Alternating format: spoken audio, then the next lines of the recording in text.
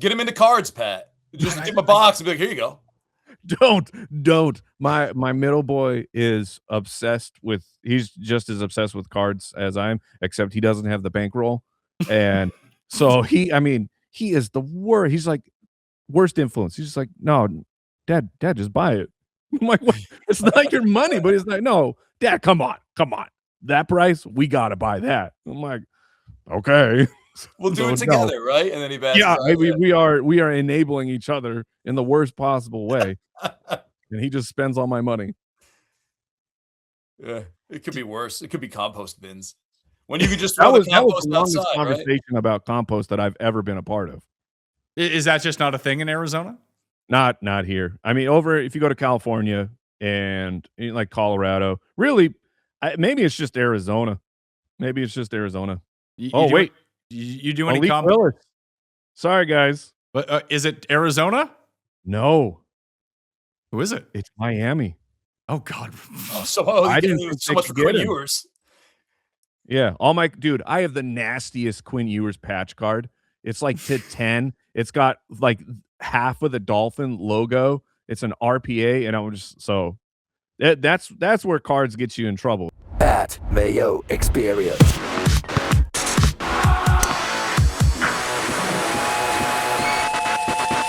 Welcome to the Pat Mayo Experience. Still no name for the Thursday show. Maybe the Thursday Throwdown? Don't mind that. The data dump? Because it's the day to dump the show. I mean, these are suggestions that we're going. We're still taking suggestions in the comment section. Reminder, code Mayo at Underdog. Get you a deposit bonus of up to $1,000. I've done my work for the day, bringing them in. We've been doing a lot of newer guests on the show. People have joined the Mayo media ecosystem over the past 2 years or so. So today, we need to throw it back a little bit. It's one of the first, well, I mean, at the time, I guess we were peers. We're not so much peers anymore because he might be the richest person I know. I'm guessing. Mike Wright, fantasy footballers. What's up, man? That's an intro. What's up, everybody? I'm glad to be here. Thursday throwdown? Is that what you called it? I'm still experimenting with. It's a new Thursday show, so I'm experimenting with the names. That's not it. Go back in the lab. Okay, we'll cross it off. Nando Fino's here as well, my old boss. What's up, man? Hey, I prefer friend, old boss. Stop it, you. You were my old. You got flown into Toronto every week. Yeah, that wasn't my idea, but it was a wonderful time. You showed me a bunch of great. What a gracious person Pat Mayo is. I don't know if the world knows this, but took me out to bars, showed me around Toronto. His only weakness is not coming up with a name for a show, I guess. The show names are more your realm, in fairness. I'll think of something. By the end of the show, I'll think of something. There's got to be some kind of alliterative thing I can think of for you. Mike, did you go to a big college with like big sports programs or anything like that? I did not. I was chasing music after high school. I eventually went to a tech trade school in like 08 or something. I graduated in 01. My friends did U of A though, so it's like my allegiances are just by proxy through them to U of A. And Nando, you went to Syracuse, didn't you? No, I grew up in Syracuse. I went to Boston College and was in the height of the Big East rivalry that they had. And then BC left for the ACC and SU left for the ACC, and I just stopped caring about college sports completely. My heart was ripped out, Pat. Mike, do you care about college sports? I was going to say, now, when I say I'm tied to U of A, I don't give two farts about college. Like, people that can do NFL and college while it's going on, like, I don't understand you. I don't understand this superpower that you have. Like, I'm finding out now in March, because we start scouting and getting ready for Dynasty when the NFL season is over. And so then I'm just finding these guys. I'm like, you guys heard of this Jeremiah Love character? Like, he might be really good. And they're like, so no, I'm always late when it comes to college. I'll watch like the football playoffs and then the championship, but other than that, that'll be it. Like March Madness, not for me. You guys in your college basketball? It's so weird. Leave me out unless you're speaking to the audience. I'm filling out my brackets like a 10-year-old. I'm like, I don't know, man. Oklahoma State, I guess. Are they still good? I bring it up because this NIL stuff, I guess now they're trying to use executive orders to overturn it, that, it's destroying college football and just destroying college sports overall. And I'm kind of with you guys. I don't really pay that much attention to college sports, but I think it's an interesting discussion of, do you think that it actually has hurt it? Has it? Because it seems like when you see like Indiana winning the national championship, is there any chance Indiana could have even sniffed a national championship if it wasn't the NIL era?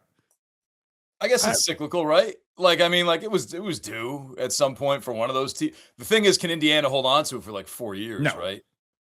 They're going to change the rules too, I'm sure, and that'll kind of screw them and pick someone else up. But it just seems like if you got the money, your team's suddenly very good. I can't believe it took this long. Like as a bystander watching all the crap that like coaches would do, which they still do. I mean, didn't someone left their someone Lane just Kiffin. left their team. Yeah, Kiffin left in the what? Like you're gonna preach, honor and be tied in with lock in with the team, and then you get in the playoffs. You're like, hey, there's this other job, and the fact that coaches could just do this and go chase the money, and then I mean, it's been a while. I don't know if people remember. It's like kids had to sit out a year. If you transferred, you couldn't play the sport. Meanwhile, coaches are just like, oh yeah, I'll go grab $10 million. That all went on for a really long time, and now people are mad that the players are getting paid. It's like there's so much money being made off of these kids. Let them in. Like, isn't that the free market? They should be able to participate in this. Don't give us these bullcrap rules. And I mean, the big ones were getting paid anyways, just under the table. It's just now in the light and people can see it and it's easier. I'm for it, man. If you're going to make money off these kids, they should get at least some skin in that game.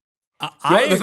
Go ahead. I agree that they need to be paid because the amount of money that is being made off them on the field, their likeness, is just absolutely outrageous, that they deserve some sort of compensation for it.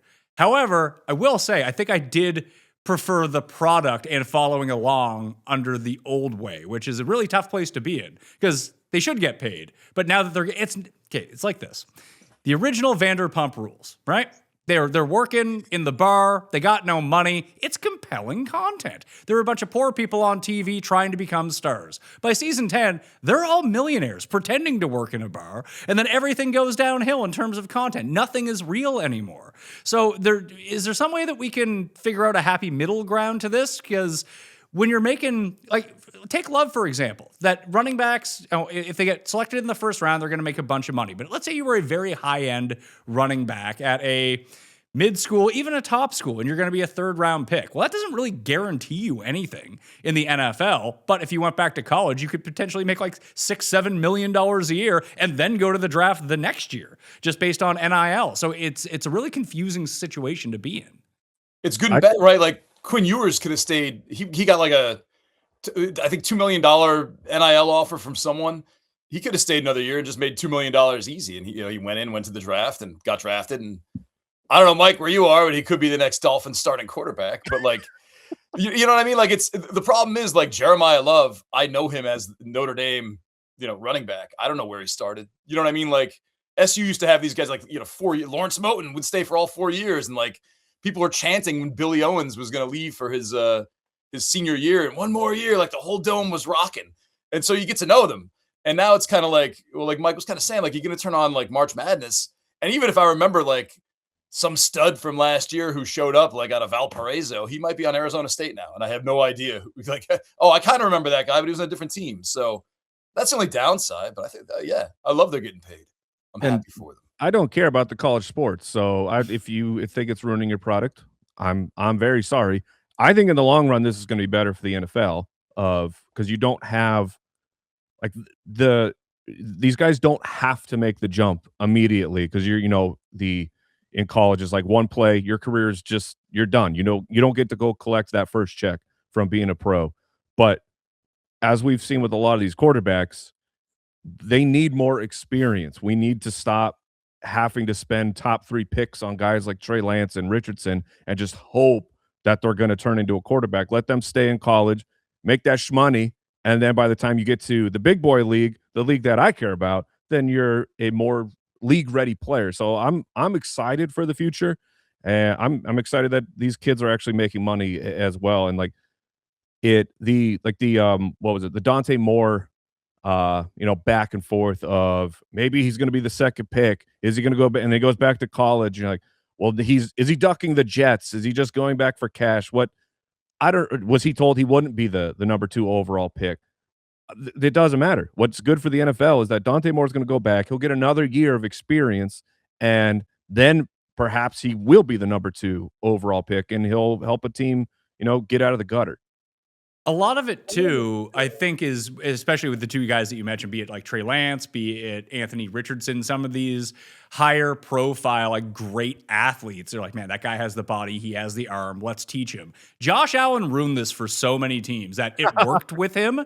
And I don't think it's ever worked with anyone else ever. I mean, Drake May was a more polished prospect coming out of college when he went to the Patriots. He took his lumps year 1, but clearly he was able to make that leap. With Allen, like, no one ever thought that he would turn into this, like a guy with pinpoint accuracy. Like, that was always the thing with him, that they think that they can draft these similar body type players with similar skill sets and think that it's just going to work, when maybe it's better to look at Allen as an outlier more than anything else. It's probably not the worst idea. Yeah. But then you look at someone like Malik Willis, who I think had some of the same criticisms and is now expected to make like $30 million a year just by kind of lying in wait and doing the right backupping. Hey, you're welcome. It just takes one team, right? That's it, right? But I mean, like, I think it'll be a few. He looked good. And you got Geno Smith, you got Baker Mayfield, you got all these guys who kind of maybe were a little raw and not ready early and then just sat back and backupped. And then I guess, Pat, to your point, like, what's more valuable?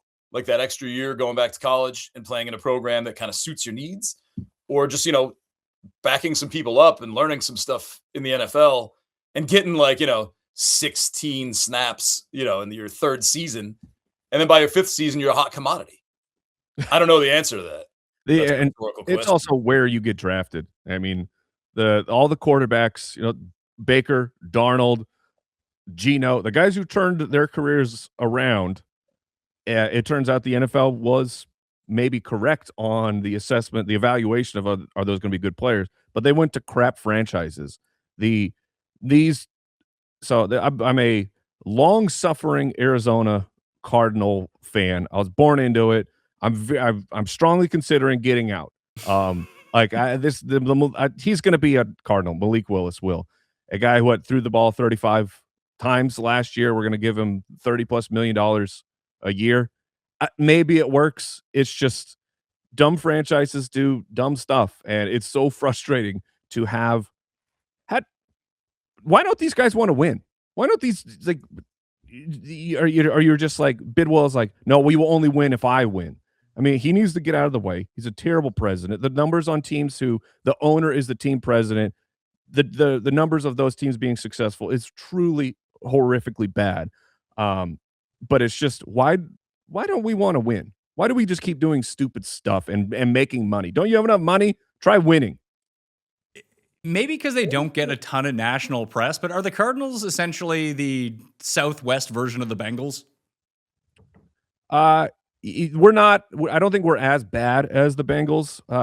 Some of the stories that have come out. What did you guys see? I think it was the Whitworth, if I remember right. He was talking about, just the negotiations and how it went. And you're like, good Lord, man, these people have no idea what they're doing. But we're very, very close. We're very, very close to that level. If I was an agent and I had one of these former top prospect quarterbacks, and you kind of like rattled them off, be it Darnold, Baker, and there's a few more of them coming around. Mac Jones is probably the latest example of this. Yeah. Don't you just lobby, like, look, you're not going to be a starter. You can go start for the Colts while Daniel Jones is hurt, or you can go back up in Minnesota, Green Bay, the Rams, or San Francisco, and then in a year's time, everyone's going to think you're awesome. Well, Tommy DeVito just did that, right? Tommy DeVito's going 2 years with the Patriots. He was on the Patriots, wasn't he? Yeah. Yeah, he's going back for a couple of years. I mean, I'm saying, like, he had the option to, maybe shop. Oh, maybe he didn't really. I guess he could have shopped himself around, and his best option might have just been going back to back up Drake May for a couple of years and then, see what happens after that. But once you're into some of these systems, it feels like, kind of to your point, Mike, like where it really depends on where you go. If you just end up there, that they do seem to maximize your talent. Even Daniel Jones went to Minnesota. He was barely on the team, and all of a sudden he was good. Yeah, so that cologne. We referred to it as the scent of McVay, because like right after the success of him being hired, it was all of his everyone on his staff was just getting jobs, and it does seem to keep working. So I mean, if I'm one of these quarterbacks, that's what I would do. I'm going to Minnesota will be tougher with the who's going to be there with the, do you beat out McCarthy, Kyler, all that stuff. But the Rams, goodness gracious, I would. Jimmy Garoppolo's next. We all know this. He's got the cloud around him. He's smelling good, and he's just gonna all of a sudden know how to play football. It's weird how these guys are popping out of these systems. I'm on Trey Lance a little bit more, I guess, than you are. Right? Like I've been like Trey Lance, I think has been. Brother, he's still on my dynasty team from when I drafted him in a single quarterback league. Single quarterback. He's still there. I have not dropped him. It's not. I mean, like he could be your Cardinals starting quarter. Like if you look at Trey Lance's career, he's like you talk about getting like a raw deal. Like he's gone from just like bad injury timing, bad competition timing to just like backup. He lost a year basically when he was with the Cowboys. And now he's kind of like, all right, I'm a backup now. I've learned enough. I might still be good. I have no idea. Like you got to trust, I guess, the talent evaluators. But I think Trey Lance could come out. Like he's like the sneaky Mac Jones, Malik Willis guy this year, I think. He could. I'm just forever tied to Trey Lance and the potential that fantasy football was going to give us. The hard part for him is he was on one of those teams already. Like he was in the Shanny system, and Shanahan was like, "Oh, you're not good enough." Well, Brock Purdy ran him over, though. To be fair, I mean, he ran into Brock Purdy. I guess is the that's the problem there. How do they get those things so wildly wrong? Spend all you mortgage your future, move up to 3, take Trey Lance, take Brock Purdy with the last pick. Yeah, the NFL is it's so funny how bad they miss sometimes. Think you know ball? Prove it on Underdog and bet the bracket. Build a tourney bracket for free and see if you can outlast the rest for a shot at $100,000 in prizes. If you're a bracket bust, don't worry. You can turn your bets into real money all tourney long with prediction markets on Underdog. Available right now in most states like California, Texas, and Florida. Head to the Underdog app and put your bets to the test. With prediction markets, you can bet on money lines, spreads, and totals throughout the tournament, all in one place in real time. New markets drop every round from the opening tip to the final buzzer. So, if you love college hoops and think you know how each round will unfold, Underdog is where you make your bets. Download the Underdog app today and use promo code MAYO to get started. Prediction markets on Underdog, available in your state. Guys, you know what it's like when you start to get older. Working out, harder. The food that I used to eat doesn't keep me lean in the same way that it used to, and by the time the afternoon rolls around, my energy comes crashing down. That's not how we're supposed to be living in our 30s, and for me, very, very early 40s. Oftentimes, it's because many men suffer from low T levels. Doctors act like TRT is no big deal. Just weekly shots for the rest of your life. Then you dig deeper and realize what you're actually signing up for. Thousands of dollars to shut down your body's production forever. That's where Mars Men comes in. Mars Men gives you the same benefits of optimized testosterone, energy, strength, and focus without shutting your body down. No synthetics, no needles, no dependency. It's just like hitting the reset button on your hormone factory instead of shutting it down. Made in the USA and third-party tested. 90-day money-back guarantee, so there's no risk. Worst case, you don't absolutely love it and you get your money back. But over 91% of users report higher energy levels. Thousands of guys are feeling incredible results. Just check out the reviews on the website to see for yourself. For a limited time, my listeners get 50% off for life, plus free shipping and 3 free gifts at mengotomars.com. That's mengotomars.com for 50% off and 3 free gifts when you check out. After you purchase, they will ask you where you heard about them. Please support our show and tell them that we sent you. I have a question about content, Mike. And Nando, I'll hit you with this too. Sure. Because I see it happen, and the space is so much different than when we first started shows. As we were kind of joking, it's been more than over a decade now, and approaching probably more closer to 15 years rather than anything else. And you guys have obviously improved your show over the 15 years.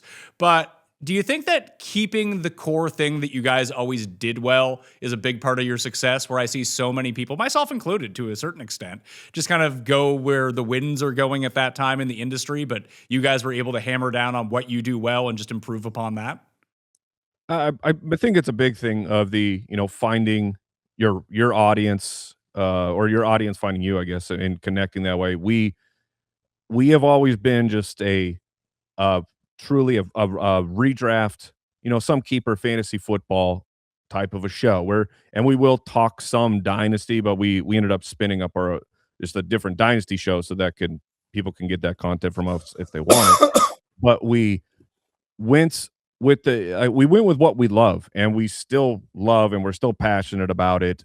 Like when our lunch table conversations are this pretty much the same as the show, we're just talking football and speculation and that type of stuff. So I think the fact that the three of us just translated what we already talked about and loved, it brings in that aspect for the audience of connection. We hear that, I think, more than anything when I run into people who know the show, is they just like they feel a part of it. They feel like they're a part of the table. So I think that that's like the sappiest thing. What the real secret is, the friends we made along the way, or however you want to spin that quote. I think that is it. People feel a part of the show, and our world is crazy where like feeling of disconnected, and where you start to feel your connections. But I think we've offered that safe space for people. Our show is intentionally clean. We call ourselves like the Pixar, where some jokes will go in that the young ones, it'll just go right over their head. But we try to make a safe space for anyone who wants to listen. And I think that has been a huge part of the success. Yeah, as someone who is less successful and went completely the other route and talking about whatever. Well, you're a degenerate, Mayo. I'm not a degenerate. You stayed true to that.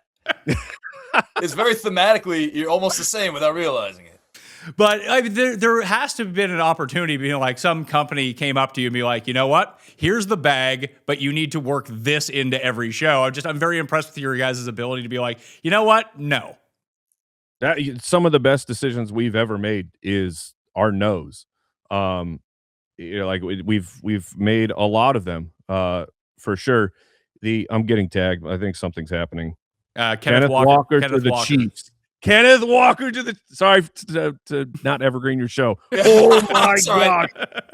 I coughed all over your beautiful speech. I was on the wrong. Oh yeah, you did. Mayo gives us two windows. I hit mute, but I hit mute on the watch yourselves window and not the actual feed window. But so we've said no. In the beginning, anything betting was offshore. It was all this shady stuff of like, I know people are doing it. I don't know how it's legal and all these things, but so we waited. We waited until everything was starting to get more regulated. So we do have some betting content.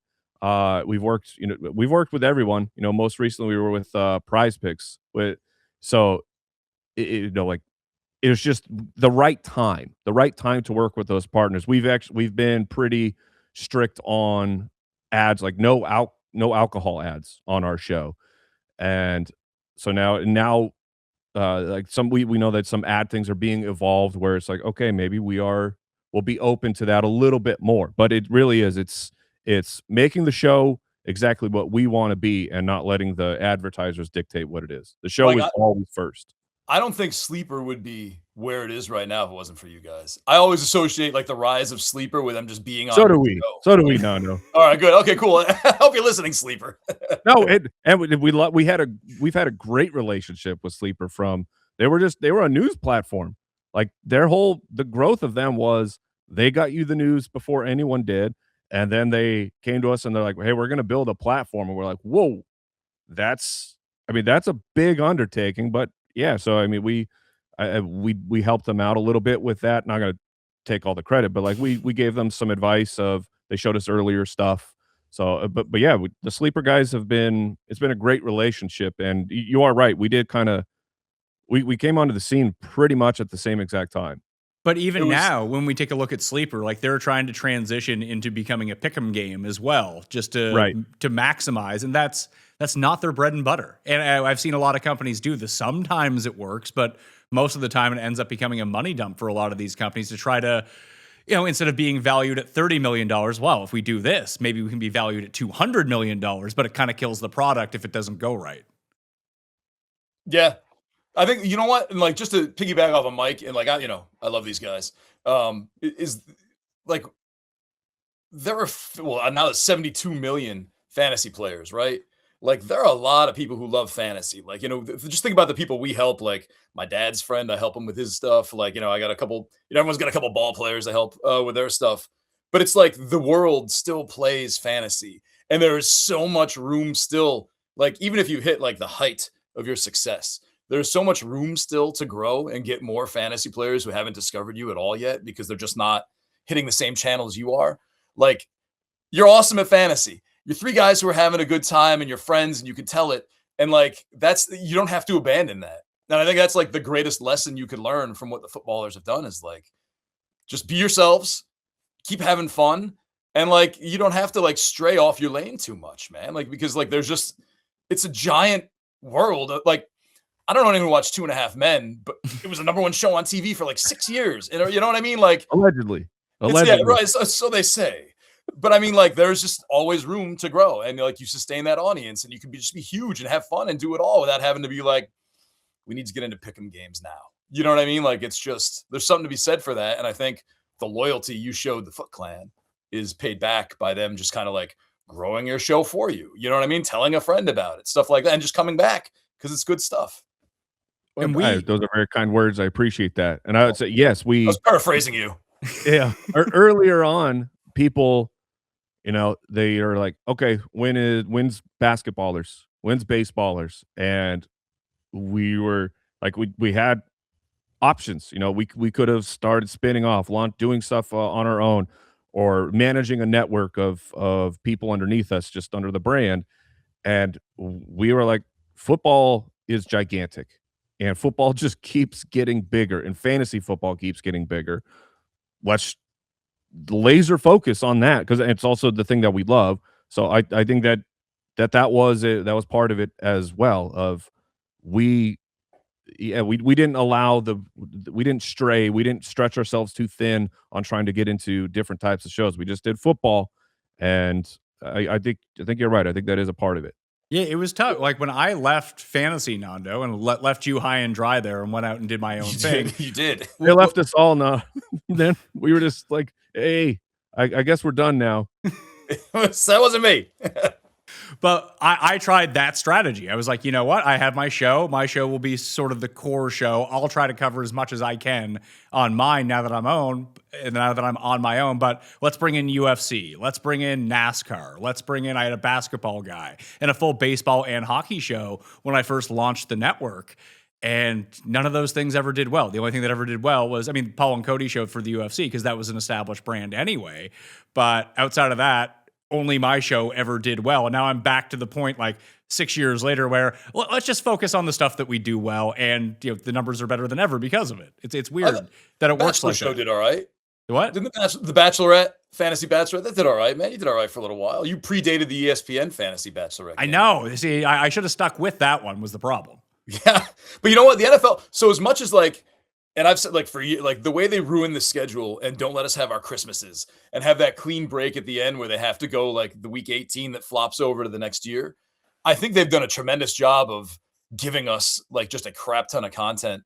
Like right now we're talking free agency, right? Before that we were talking combine. After that we're going to be talking the draft ramp up. After that it's OTAs, and then we're right into fantasy again in like June, when draft kits are ready. So like they've done, for all the crap of that 18th week, the way they have helped us turn this into a year-round fantasy thing. And that's before you even get into Dynasty, right? Like, Dynasty kind of runs a little bit after the draft for a bit, but everyone's Dynasty leagues all start at different times. But they've kind of made it so you don't have to stray into other stuff because you have so much. Look what we're talking about right now. Like, Mike, your phone's blowing up because it's March, whatever date you're watching this, and it's like stuff is happening, and you got to be tuned in. Yeah, the NFL was very generous for us as a startup business, and they're like, "Hey, yeah, no, we're just going to make sure you have something to talk about all the time." It's really, I mean, from the Super Bowl to Combine is okay. Now you find content. We're year round, so we're still putting out 2 shows on for footballers a week. Those are really just a couple weeks where you got to find content to talk about, and we've even found that we go back and we look at the truth of last year, and it's like there's so much news that we're to talk about anyways that we're having to truncate the news so we can get to the content. And it's like the NFL never stops. They have done a very, very good job of being year round, and yet it feels like the shortest. I mean, of the big sports is like baseball goes forever, basketball goes forever. Football it's a real tight window, and yet they still own the entire year. And unlike basketball, which I think sort of, I wouldn't say originated the 12-month year calendar because their season does go longer, but they had these benchmarks in the offseason. They're like, oh, here's free agency and here's trade deadline and here is the FIBA Americas where you need to watch these players in order to do things. They did a good job of that. But if you're not following along with all of that in the NBA, you can feel somewhat lost. The NFL somehow straddles this line where I don't pay attention to the combine. I just do not care. It doesn't mean I can't jump in this week to get ready for free agency, get ready for the draft in a month's time. You can opt in or out of the NFL and be as committed to it as you want to find content, but you don't have to have that content at the same time. Like if you just really wanted to take a break from the end of the Super Bowl till today kind of thing, when free agency starts, I don't think anyone would really kill you on that. No, you'd be fine. You read your draft kit, get your magazine. You know what I mean? Like you don't even have to start today. You're right. Like June, when it starts creeping up on you, you're just like, all right, cool. Like Jake Seeley will have a what happened this offseason column that I'll read. Everyone's got their thing. Jake's been writing that column for 20 years. Yeah, it's running. It's just a live blog. A 10-year-old live blog. But I bring up the example of Mike and the footballers. I mean, that's a very unique situation. I don't want to pretend like it's not just being such a huge, huge platform and a huge show. But even like when we had money behind us at Fantasy Nando, every little thing that would pop up instantly got pushed to the remember esports? Esports, here comes esports. We were esports network for a month. But leaning into whatever the new hot thing is at all time to grab this I'm sure it was like a decent amount of money, but it wasn't a long-lasting amount of money. It was just a cash grab after cash grab with stuff that had no longevity to it. And essentially, that's what ran it out of business. Is my connection going crappy, Pat? Is that me? Is that on me? Yeah, it's on you. It's you and your terrible. My hardwire fell out. I'm sorry. I apologize, everybody. Your hardware fell out? Wait, what? How does the hardwire fall out? I got animated and it fell out. I'm sorry. My bad. It picked up the Wi-Fi. I'm sorry. You're okay. You're a bit jumpy. It looks like you've been drinking a lot of coffee now. I'm plugging it back in. But yeah, it is. But I guess if we were a startup still, right? So you can't blame us for cash grabbing. But it hurt the overall.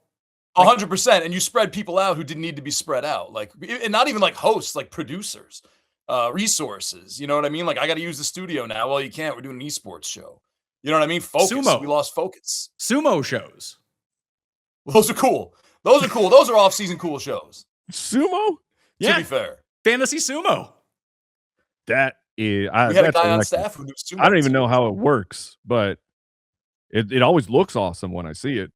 Yeah, I don't know. We all won money on it because they guaranteed some sort of huge prize pool in 2015. And the only 10 people that entered the contest were the 10 people in the office who had to produce the content.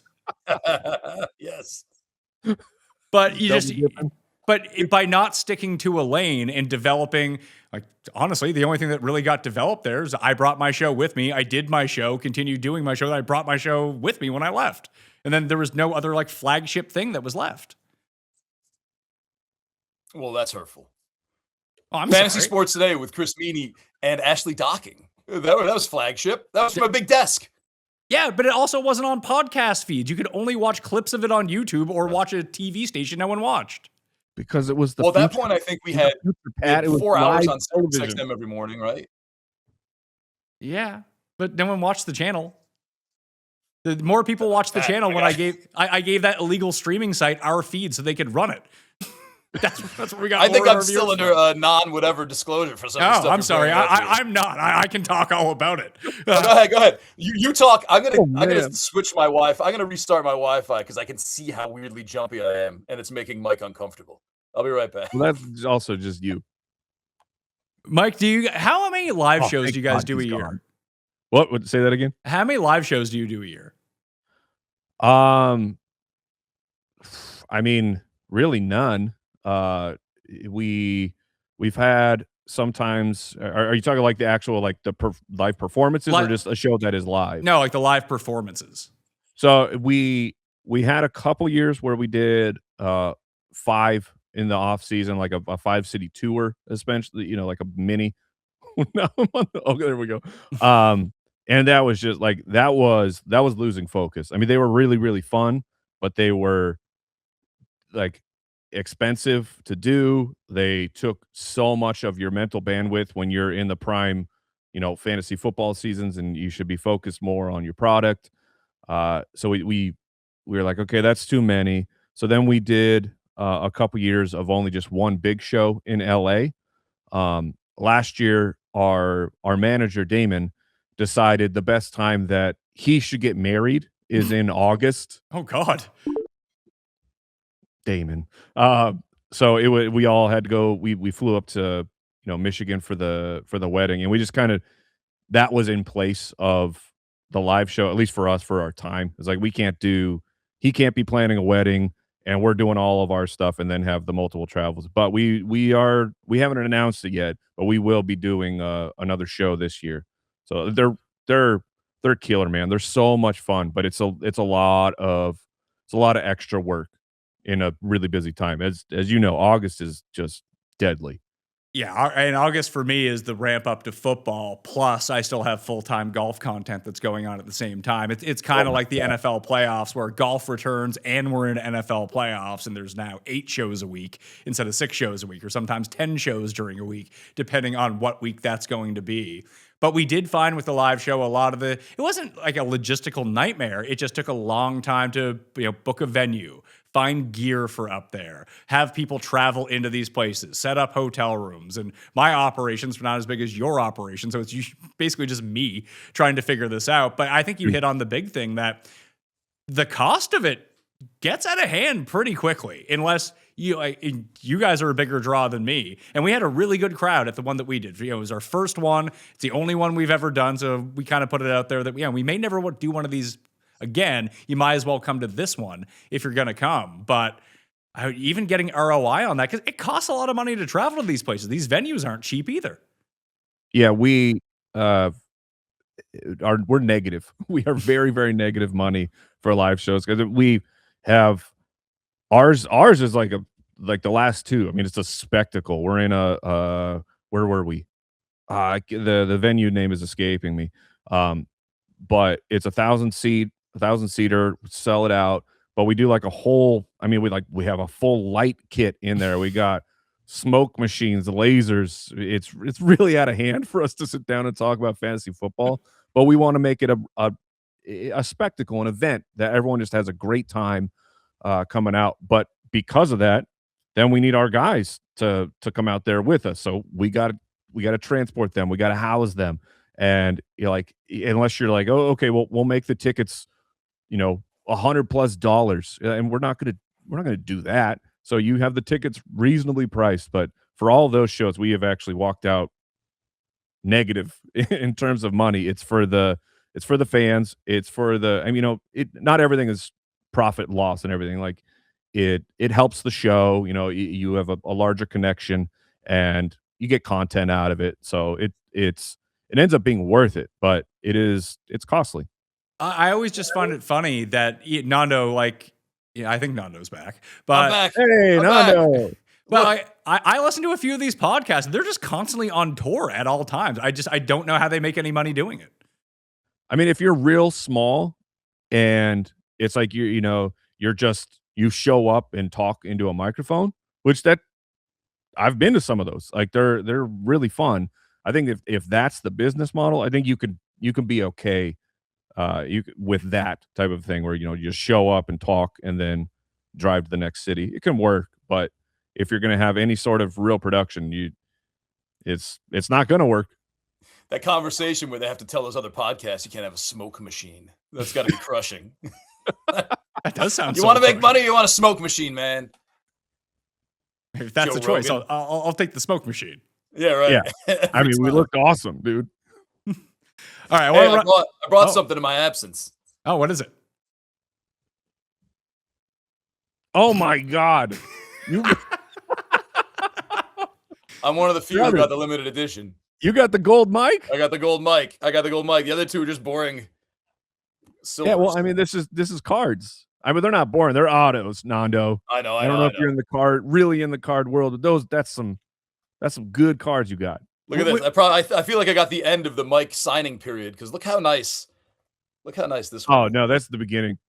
My signature. Jason. You know how long he was signing stuff. We lost like 5 days of work from Jason because he had to sit and sign so many of these things.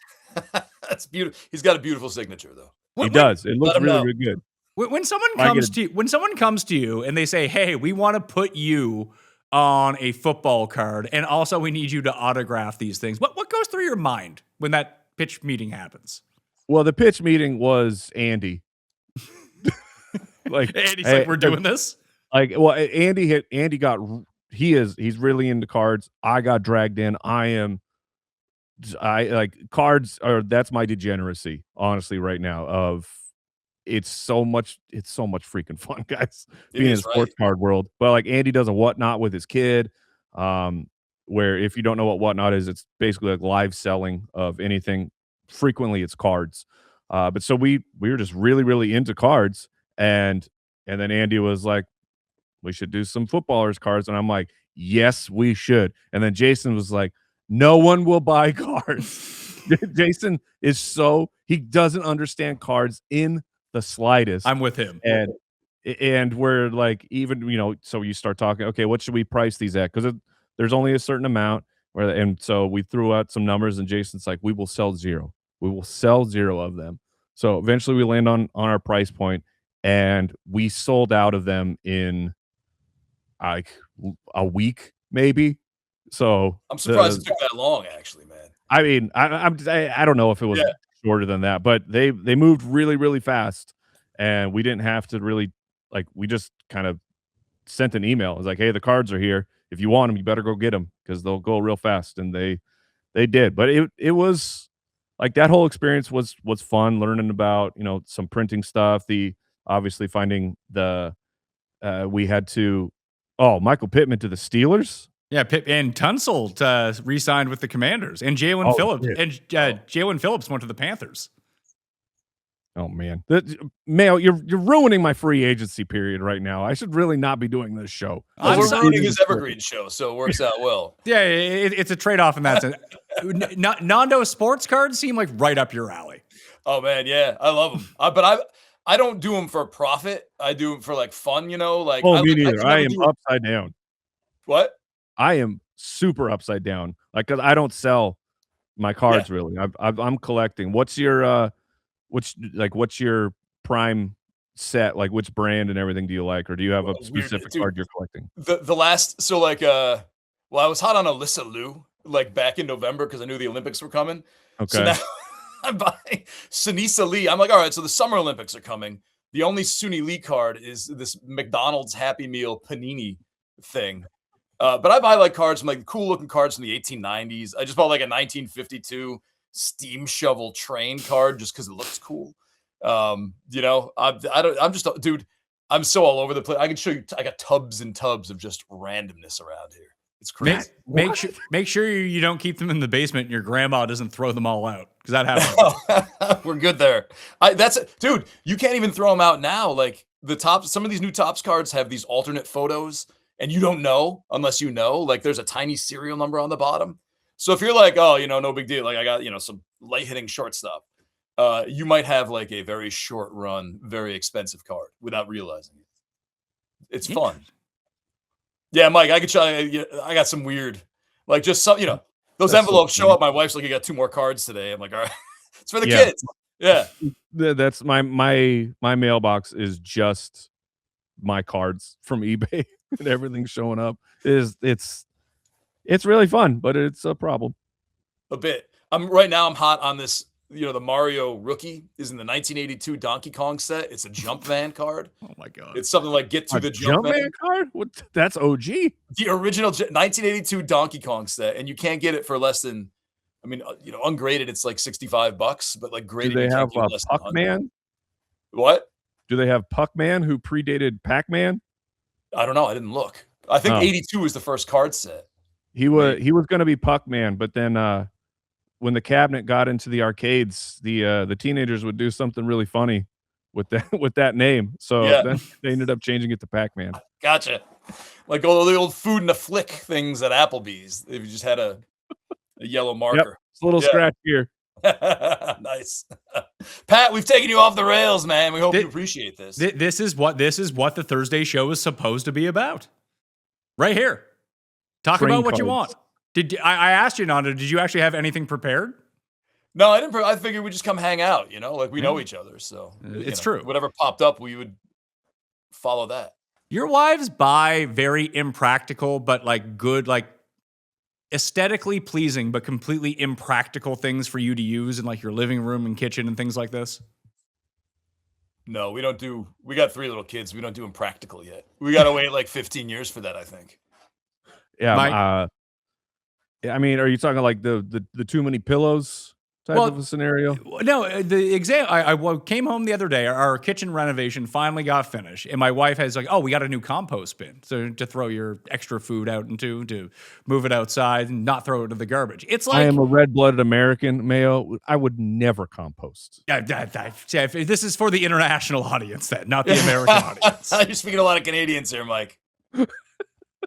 But the tin that she got is basically the size of this coffee cup. It looks super sharp. It says compost on it, but it fits like a banana peel and one other thing, and then you have to go throw it out again. It's like, this is the most impractical thing I could ever... Like, I need a big bin. You throw everything into the big bin, and then you bring it out, and just... I feel like my home is littered with this stuff now. And, yes, you have 3 kids, Nando. I'm going to have 3 kids maybe by the time the people are watching the show.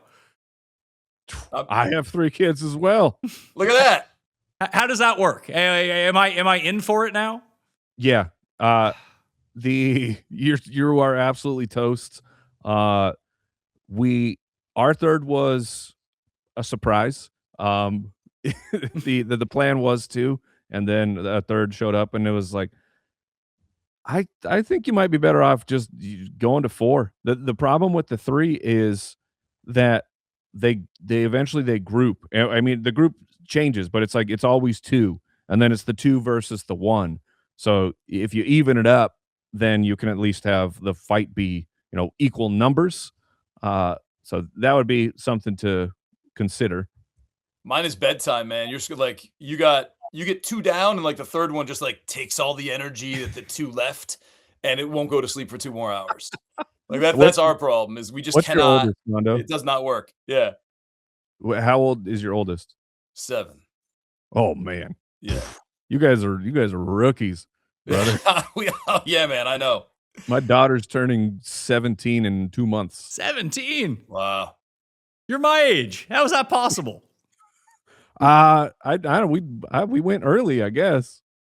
My oldest is 7, then 6, and now we have a newborn on the way. So I'm hoping that the older 2 stay in their group and just kind of leave the newborn by itself. That's a sizable gap.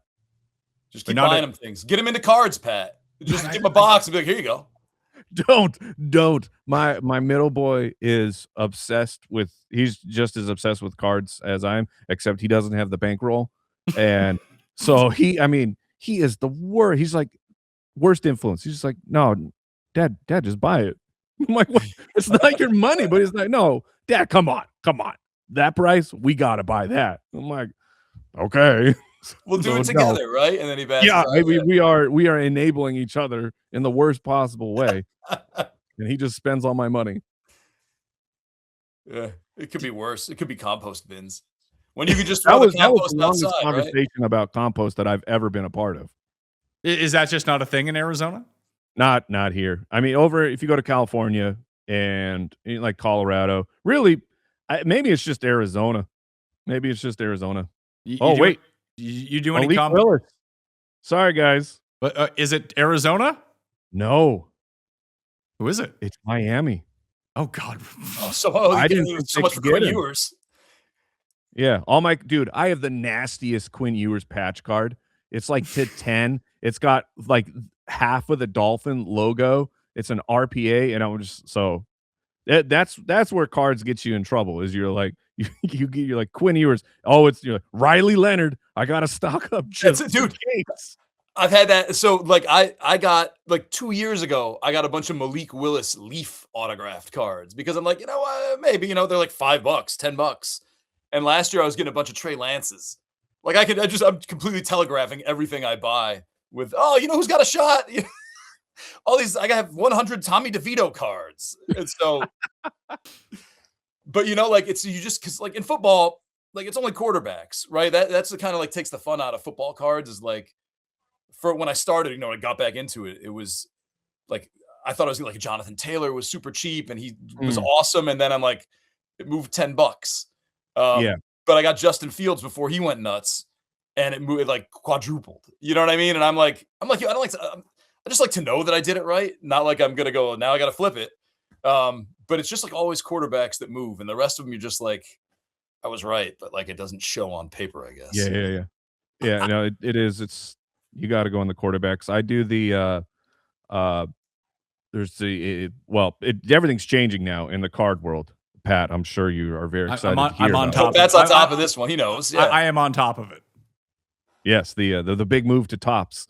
But like I have this huge collection of Gridiron Marvels. I don't know if you're familiar with that one at all, Nando. If you're not, you should look them up. It's awesome. They make it look like a comic book cover, and they're so sick. And that's where all my paychecks go these days. Who makes it? Is it Panini?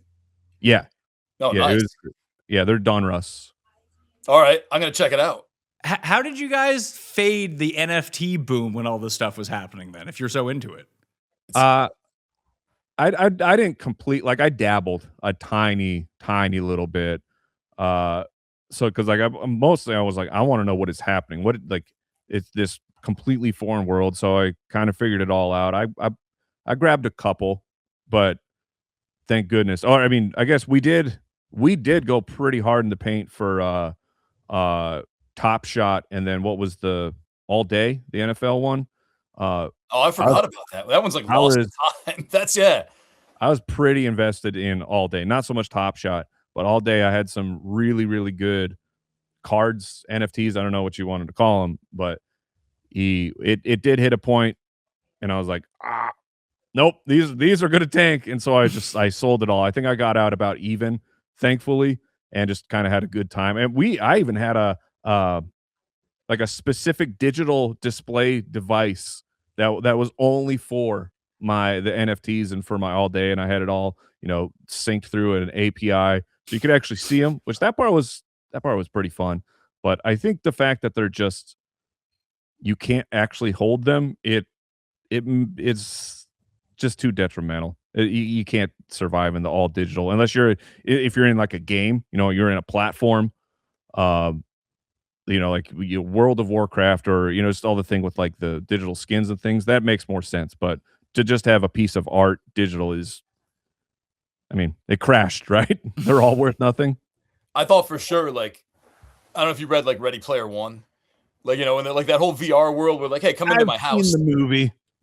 It's the same idea, right? Like it's just like if it started picking up more, if more people got into VR and like those alternate, just sitting around alternate worlds like that, almost kind of like what you said, like I would have my collection on my wall over here and they're NFTs. And like, oh, you got that, I don't know, horny cat that you bought on OpenSea. I'm like, yeah, it's worth $10,000. You know what I mean? Like, I think they could have sustained if we kind of went that way as a society, but like possible. Otherwise, I couldn't wrap my head around it. Like it's a clip, like I don't even own the clip. Like I can't like put this out, as I'm doing a show. I can't have a 3-second on repeat loop of a dunk. So I was like, I'm like, no, this isn't, I maybe spent $150 on NFTs, and then I was like, no, this isn't doing it for me. it was interesting when they started to have like practical things associated. You know, like I think the apes had like parties and stuff, and that was like your membership to get in and to go all the things like that was interesting. I had one. Um, the guy who wrote, I think he wrote the book that turned into the social network, the movie. He was talking about how he was going to cover NFTs, so he was part of fundraising for that was releasing 3 special edition NFTs. And if you had them all, then you can get a free copy of the screenplay or a book or something like that. So if as long as there was something tangible, it's more interesting. But with it just being, on the internet somewhere, it's a hard sell. I've lost whatever money I cashed out. Half of it is in some ether somewhere because a couple like went under. Like the Tops NFT kind of like shifted over to, I think, OpenSea, and then OpenSea I had to get like some app I had to get and sign up for like 4 different ways, and it's just like, man, that $38 is somewhere. I don't care anymore. Like it's. Do you remember when Twitter was allowing you to have the NFTs as your avatar? Oh yeah. Yeah. And so we minted, like I minted my own photo, like my actual profile picture. I minted it and then posted it. So I had an authentic, my avatar was an NFT. It's just goofy stuff like that's fun. It's crazy. Like in 10 years, there'll be a 30 for 30 on this. And you're like, oh my God, I forgot about that. Holy crap. Yeah. Or maybe you can donate your signed Mike Wright players cards to that documentary. Well, I got 2 because it came with this too. The whole the group. Yeah, now if you had got the limited edition of that's the money card. Whoever has the gold number 55 triple auto, like hold on to that thing. It will be worth dozens of dollars. Yeah, I mean, like, look, have you looked it up? No, I haven't gone on eBay. It wasn't like, okay, but there's a market, but like maybe there is. we know that someone like right away had posted an Andy on there, and they were trying to get like $60. Nice. So that was just, I think it was a gag. I don't know, but it was funny to see it up there. You got to get it graded first, man. Come on. I had a friend who did this with old Star Trek cards that there weren't not a ton in circulation, and they really weren't all that much. But he found this one obscure character where I think there was only like 50 of them ever printed, and he just bought them all off of eBay and cornered the market on this one card. And then all of a sudden they became super valuable. I have 4 of the 10 Jose De Leon 1982 throwback jumbo cards from whenever his rookie year was. I'm so hot on Jose De Leon. Like he was the prospect for the Dodgers and the Rays. He pitched that amazing game for the Red Sox at the end of last year.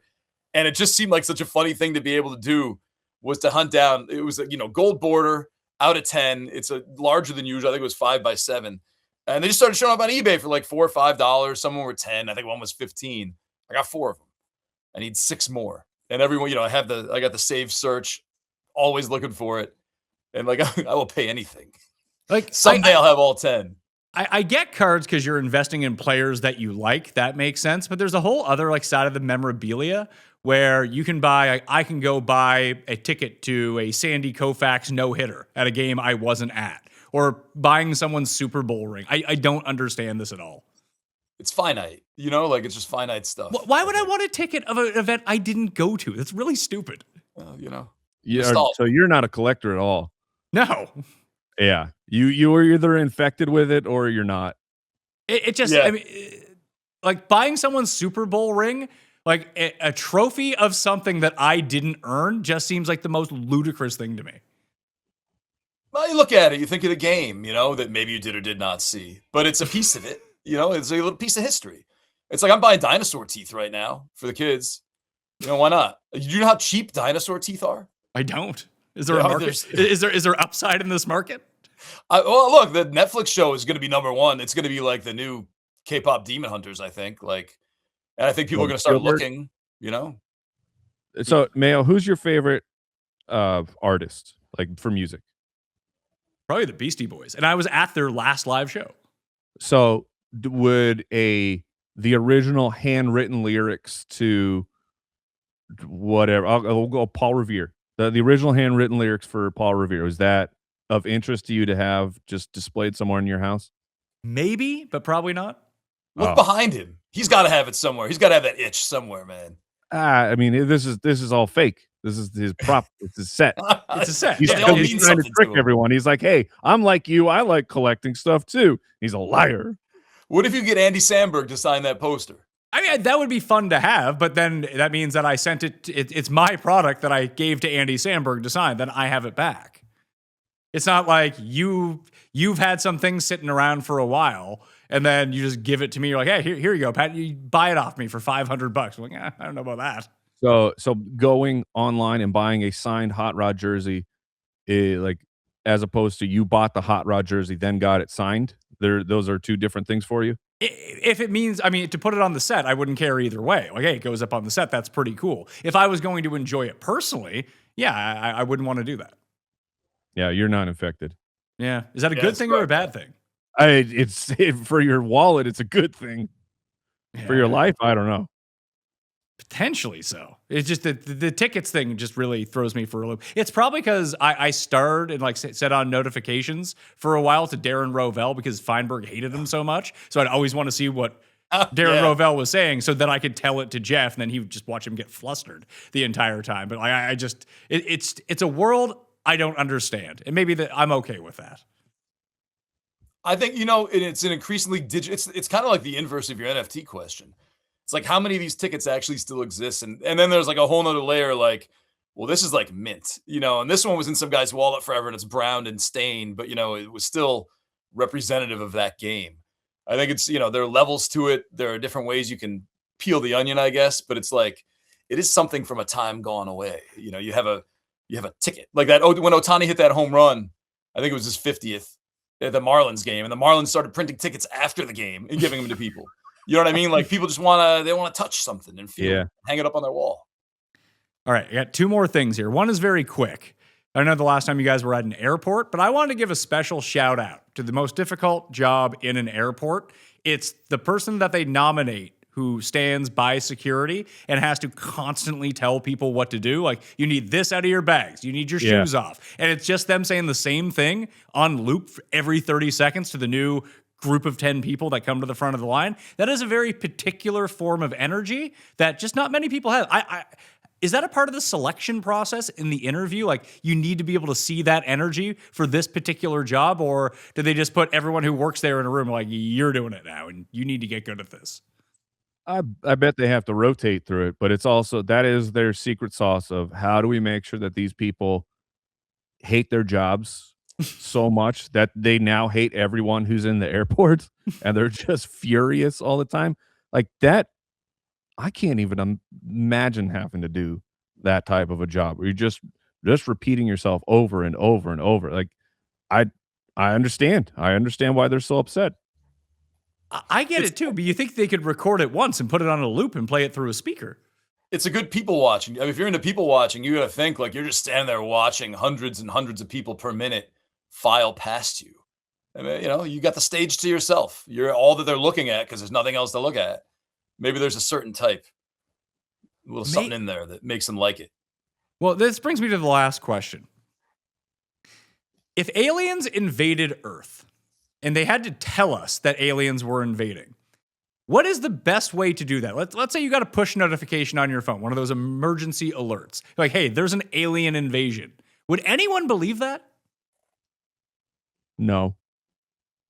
Maybe. And even if you had a live stream footage of it and put it on the internet where people could watch in real time, half the people wouldn't believe it anyway. You are correct. My parents, where are they? I'm trying to remember the story. But I think my parents were in Hawaii. Do you remember the fake or bomb?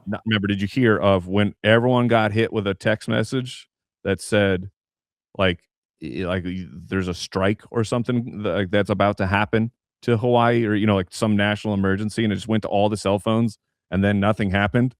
Like I feel like it would like if we don't act on that, we're not going to act on an alien notification coming through. There's no way.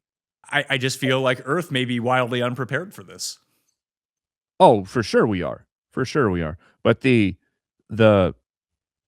an interesting, I think, like sort of, philosophical. Oh yeah, Jake just shared. It was a 2018 Hawaii false missile. But the Wait, fact do you have a that researcher on call right now looking this stuff up for us? Yeah. they must Just have so me casually. on the lobby. They're enjoying this incredible show. Of course. And I know I've totally lost my train. What are we thought we're talking about? It was during the Sony Open that year because I remember the PGA players got absolutely freaked out by it. The question that we need to have as humanity is why do we, let's say aliens show up, we automatically assume they are here to take over.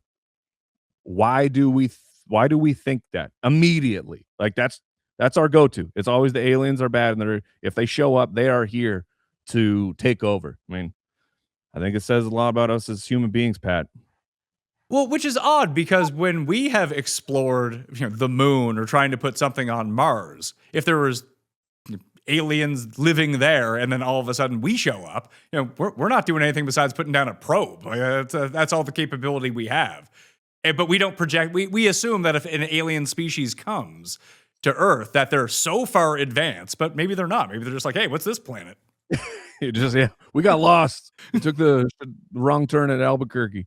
You got to watch some old Twilight Zones, Pat. It explores a lot of those themes that you're coming with. I tried watching the new Twilight Zone, the Jordan Peele Twilight Zone. It just wasn't very good. It wasn't good. It wasn't good.